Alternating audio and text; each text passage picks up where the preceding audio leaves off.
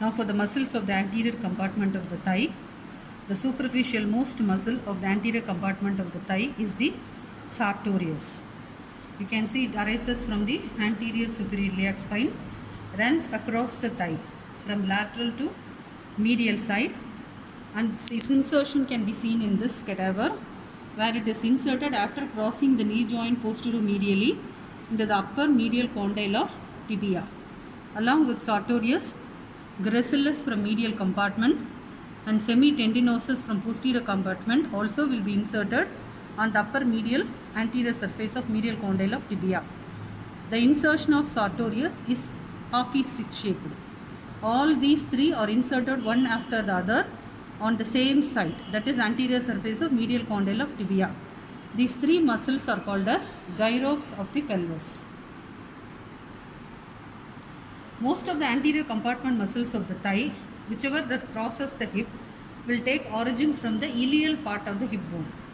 The adductor group of muscles will take origin from pubic part of the hip bone, and the posterior compartment muscles will take origin from ischial part of the hip bone. Remember, anterior compartment muscles which cross the hip take origin from iliac part of the hip bone. Adductor group of muscles will take origin from pubic part of the hip bone, and the flexor compartment or posterior compartment muscles will take origin from ischial part of the hip bone. So first muscle we have seen is the sartorius, taking origin from anterior superior iliac spine to medial condyle of tibia.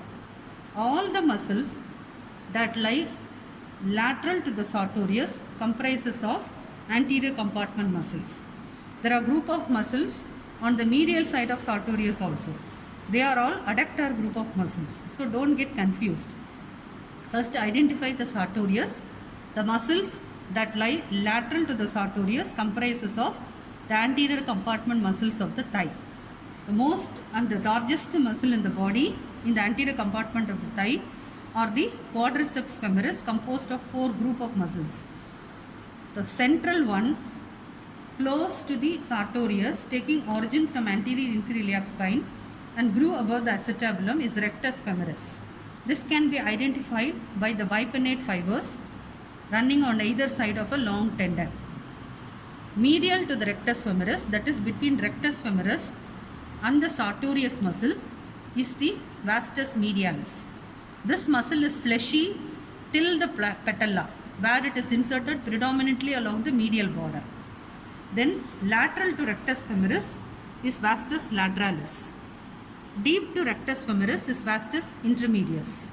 So rectus femoris, between rectus and sartorius is vastus medialis. Lateral to the rectus is vastus lateralis. Deep to the rectus is vastus intermedius. The 4 components of quadriceps femoris which are inserted in the patella, crossing the patella, are inserted in the tibial tuberosity, forming ligamentum patellae. Now we are going to see the 2 muscles which we have seen in the anterior compartment of the thigh, which are extending from the trunk. So this is posterior abdominal wall. You can see the inguinal ligament extending from pubic symphysis to anterior superior iliac spine. Above that is a posterior abdominal wall one side. So this muscle, what you are seeing here, is a psoas major muscle. This muscle arises from the thoracic 12th vertebra and upper 5 lumbar vertebra.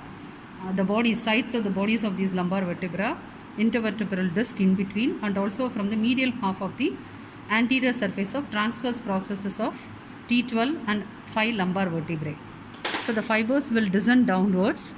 As it comes crossing the iliac crest, it is joined by another muscle arising from the iliac fossa called as iliacus. So this is psoas major on the medial side. This is iliacus on the lateral side. Both these muscles will enter into the thigh, passing deep to inguinal ligament. In the thigh, both iliacus and psoas major are inserted in the lesser trochanter. This is iliacus, this is psoas tendon. Both of them are inserted in the lesser trochanter. Here you can see emerging from within the substance of psoas major, this is a genitofemoral nerve, root value L1. Then emerging along the lateral border of the psoas major, that is between psoas major and the iliacus muscle. First one is lateral cutaneous nerve of the thigh. and second thick nerve is femoral nerve. Femoral nerve root value is dorsal division of L2, L3, L4. So this femoral nerve lies above the inguinal ligament in the iliopsoas groove. This is the trunk of femoral nerve. So from the trunk of femoral nerve, a branch is given to the iliacus. After crossing the inguinal ligament, it gives a branch to pectineus and then divides into anterior and posterior division, separated by lateral circumflex femoral vessels. So, psoas major, iliacus, in between these two nerves will be emerging. One is thick femoral nerve with the branch to the iliacus from the trunk. This is lateral cutaneous nerve of the thigh. The nerve emerging from middle of the psoas major is the genitofemoral nerve. Now for the femoral triangle and to see the iliacus, psoas major and pectineus. Okay. So the boundaries of femoral triangle: medially by medial border of adductor longus, laterally by medial border of sartorius. Apex is formed by sartorius crossing over adductor longus. Base is formed by the inguinal ligament. So you can see from medial to lateral: femoral vein receiving the great saphenous vein, femoral artery. These ligatures are due to embalming technique, where the embalming liquid is injected through the femoral artery. Lateral to the femoral artery is the clusters of nerves, that is femoral nerve. So I have told you previously that femoral nerve emerges between iliacus and psoas major. So this muscle, what you are seeing lateral to the femoral nerve, is iliacus. The muscle that you are seeing as a tendon lying medial to femoral nerve, deep to femoral artery, is psoas major tendon. Then this is femoral vein. Femoral vein will be resting on the muscle pectineus. This quadrangular muscle is pectineus.